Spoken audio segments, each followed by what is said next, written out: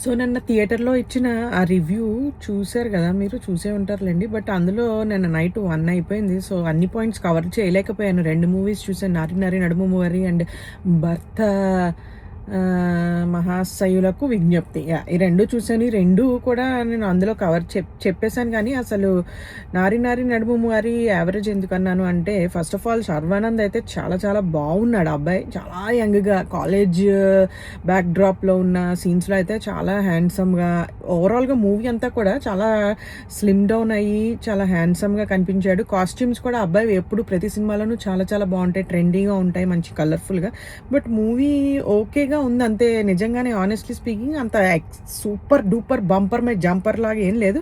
Comedy కూడా అక్కడక్కడ ఏదో బాగుంది. శర్వానంద్ చేసే కామెడీ బాగుంది. అతను పడ్డ సిచ్యువేషన్స్‌లో వచ్చిన కామెడీ బాగుంది తప్పించి మిగతాది చాలామంది నరేష్ గారి కామెడీ బాగుంది అంటున్నారు కానీ ఐ డోంట్ నో మీరందరూ జబర్దస్త్ చూసే బ్యాచా ఏంటో మరి నాకు తెలియదు కానీ నరేష్ గారి కామెడీ నాకు ఎక్కడా కూడా బాగున్నట్టు అనిపించేది. చాలా వెకిలిగా అనిపించింది. బేసికలీ అసలు ఆ క్యారెక్టరైజేషనే బాగాలేదేమో అనిపించింది నాకంటే. What are you trying to normalize అనిపిస్తుంది. ఇప్పుడు వచ్చిన 2 సినిమాల్లోనూ చాలా తప్పుని నార్మలైజ్ చేయడానికి ట్రై చేస్తున్నారా ఏంటా అనిపించింది నాకు. లైక్ ఇప్పుడు నరేష్ గారికి వైఫ్ కింద సిరి హనుమంతుని పెట్టారు సినిమాలో.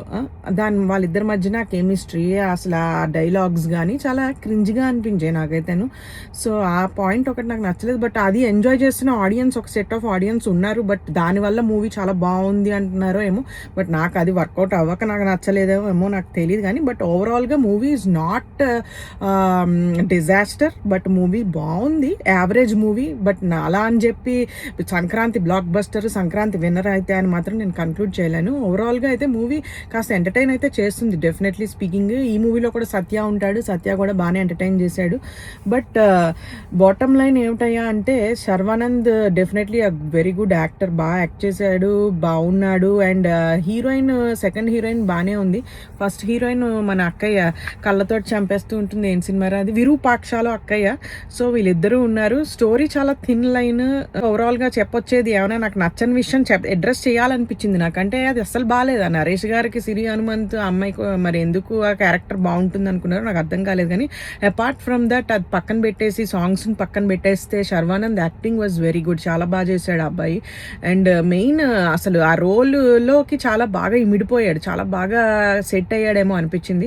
సో ఓవరాల్గా ఎవరైనా చూస్తాను అంటే థియేటర్కి వెళ్ళి 'నారి నారి నడుమ మురారి' మూవీ చూడండి. మీకు లైట్గా కొంచెం ఏమైనా లైక్ జబర్దస్త్ టైప్ కామెడీ నచ్చుతుంది, మేము ఎంజాయ్ చేస్తామని అంటే వెళ్ళి ఎంజాయ్ చేస్తారు మీరు డెఫినెట్గా. నరేష్ గారి కామెడీ కొన్ని సెట్ ఆఫ్ ఆడియన్స్కి నచ్చింది కాబట్టి if you are among those మీకు నచ్చుతుంది. సో ఎంజాయ్ చేస్తారు. బట్ నాకైతే యావరేజ్ మూవీ అది డెఫినెట్లీను. అండ్ కమింగ్ టు భక్త, పేరే రావట్లేదు రౌండ్ భక్త కాదు భర్త మహాశైలకు విజ్ఞప్తి మూవీ అయితే అసలు రవితేజ గారు I think he really need to work on his scripts ఏమో అనిపించేసింది. అండ్ ఆల్సో ఆయన మీద ఆయన వర్క్ చేసుకోవాలి. అస్సలు ఏ మోహన్ లాగే ఉంది అదంతాను. చాలా అస్సలు అపీలింగ్గా లేదు. స్క్రీన్ మీద అసలు బాగా మరి ఆయన చూపించడం అలా చూపించారా తెలియదు కానీ డిఓపి డిపార్ట్మెంట్. బట్ ఆయన అలాగే ఉన్నారా లేకపోతే మేకప్ ఎఫెక్ట్ ఏమో తెలియదు కానీ పాపం ఆయన అసలు చాలా కొంచెం 50+ కాబట్టి మరి ఎనర్జీ లెవెల్స్ అట్లా ఉన్నాయా ఏంటో తెలియదు కానీ బట్ ఆయనకి ఉన్న స్టైల్ డెఫినెట్లీ అదైతే ఉంది. ఆ బాడీ లాంగ్వేజ్ కానీ సర్కాజము అవన్నీ కూడా బాగా ఆయన యాక్టింగ్ పేరు పెట్టక్కర్లేదు డెఫినెట్లీ. బట్ ఆ స్క్రిప్టే చాలా వర్స్ట్ కాన్సెప్ట్ ఎంచుకున్నారేమో అనిపించింది. అసలు చాలా నార్మలైజ్ చేశారు ఎక్స్ట్రా మ్యారిటల్ అఫైర్స్ని. సో ఐ డోంట్ నో అది ఎలా నచ్చుతుంది అనుకున్నారో. బట్ నచ్చుతోందా అంటే నేనైతే ఇప్పటిదాకా ఎవరికి ఈ సినిమా నచ్చింది, కాన్సెప్ట్ సూపర్ ఉంది అని చెప్పిన వాళ్ళది ఏమీ వినలేదు. బట్ ఎనీవే ఆ కాన్సెప్టే బాగాలేదు. ఆ కాన్సెప్ట్ని పక్కన పెట్టేస్తే నిజంగానే జెన్యున్గా కొన్ని లాఫ్స్ అయితే వస్తాయి మనకి మూవీలో. ఎస్పెషల్లీ కమెడియన్ సత్య చేసిన కామెడీ అండ్ వెన్నెల కిషోర్ గారి కామెడీ రెండిటితో మంచి ఎంటర్టైన్మెంట్ అయితే వస్తుంది ఫస్ట్ హాఫ్లో. రవితేజ గారి టైమింగ్ తోటి కూడా కొంచెం అనిపిస్తుంది. బికాజ్ ఆయన ఇరుక్కుపోయిన సిచ్యువేషన్స్ని బట్టి మనకు కొంచెం ఓకేలే అనిపిస్తుంది తప్ప పగలబడి నవ్వేసి కుర్చీలోంచి కింద పడిపోయి సూపర్ బంపర్ మే జంపర్ హిట్ సంక్రాంతి విన్నర్ అనేటువంటి సినిమా అయితే కాదు ఇది డెఫినెట్లీ. నిన్న చెప్పినట్టుగా సంక్రాంతికి ఇలాంటి అల్లుడు వస్తున్నాడు అంటే మాత్రం డెఫినెట్గా ఎవడు యాక్సెప్ట్ చేయడు. సో ఈ మూవీలో నాకు నచ్చింది ఏంటంటే అది నార్మలైజ్ చేసేద్దాం అనుకున్నారు. మొన్న వైరల్ అయింది మనకు మొన్న లాస్ట్ ఇయర్ ఇలాగే దొరికిపోయేసరికి ఏదో కార్ యాక్సిడెంట్ అవన్నీ చేసేసుకుని కొంచెం కొంచెం కామెడీ అయింది, మనకు తెలిసిన విషయమే. అలాగే ఇప్పుడు ఏమిటి బ్లాక్ మెయిలింగ్, నేను ఇదే మీరు యాక్సెప్ట్ చేయకపోతే నేను ఇలా అయిపోతాను అలా అయిపోతాను అంటే అసలు ఆ కాన్సెప్ట్ ఏంటి, అసలు ఏంటి అంటాను, నాకు అర్థం కాలేదు బేసికల్లీ.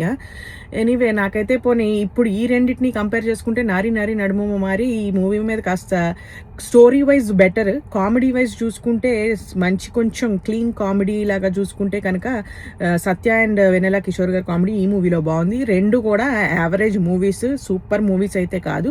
సో ఇందులో కూడా ఇటువంటి ఇది తీసుకుని వచ్చారు మళ్ళీ అగైన్. ఏమిటి సునీల్ గారికి సోనియా సింగ్ అమ్మాయి వైఫ్ట. అసలు ఎందుకు అది ఎలా బాగుంటుందని ఎక్స్పెక్ట్ చేసి అట్లా రాస్తున్నారో, అసలు ఎందుకు అలా పెడుతున్నారో నాకైతే ఏం అర్థం కాలేదా.